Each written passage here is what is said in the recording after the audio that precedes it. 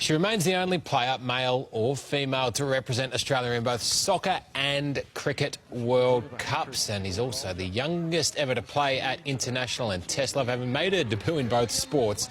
Can you believe it? At just 16 years of age. She is now, though, one of our famous faces, a veteran on many fronts. Ellyes Perry is now adding author to that list of very long achievements as well, with her first non-fiction book, Perspective. And pleased to say that she's with us in the studio here this morning. Ellyes, welcome to you. Hi, Tom. It's been a busy period, just fresh back from Ashes success. Yeah, we got back last weekend, which was really nice. Nice to be home for a little bit, but also, yeah, it was a really wonderful trip for the squad, and we had a little bit of success, which was really nice, but also really cool to see the men doing well, you know, in the first test and hopefully in the second test coming up soon. Are you staying up to watch all the games? I must admit, I missed the first one. We're sort of travelling back, but yeah, I might get up and watch a little bit. How do you think they're going to go for the rest of the series?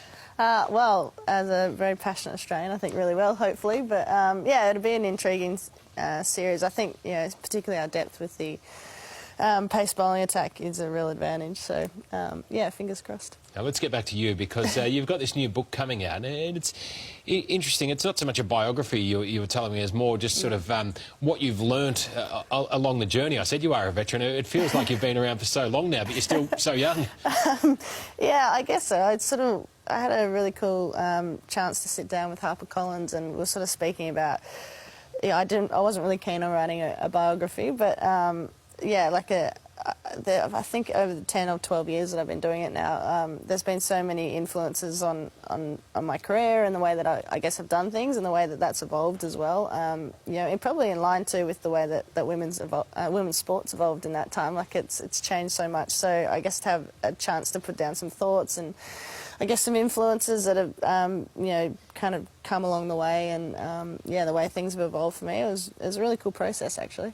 You spoke there about the evolution of women's sport. Are you happy with where it's at these days, or do you think there's still a lot of work that needs to be done? Oh yeah, there's still an amazing opportunity to continue to, I guess, grow and develop women's sport, you know, in Australia, but certainly around the world too. But in saying that, it's been an amazing journey, and particularly the last couple of years, I think the things that have sort of happened in terms of you know, the way that sport has grown in this country, and the way that people are so interested in it now, and the way that it's consumed as well, and yeah, there's certainly no better time to be a female athlete than now. I'm interested, do you get recognised when you walk down the street these days? Oh, very rarely, very rarely.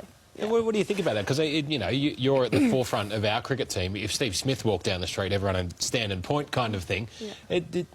Do you sort of look forward to the day when women are as recognised publicly as the men? Yeah, look, it's certainly a double-edged sword. I think at the moment there's, I guess, this amazing position for women's sport where basically all the coverage of it is really positive. I guess in a lot of ways it's a little bit lighthearted. So then, you know, if you go to the extent that male sport is covered, I think that comes with good and bad things. Like, it's a lot more critical. I think people probably are far more intrusive in a lot of things. But it also means that people care a lot and they're really invested in what you're doing. So from that perspective, yeah, certainly it'd be great to, I guess, have the same kind of coverage in women's sport across the board, not just about people, but the way that the game's played and all the various nuances. So I'm sure at some point it'll get to that.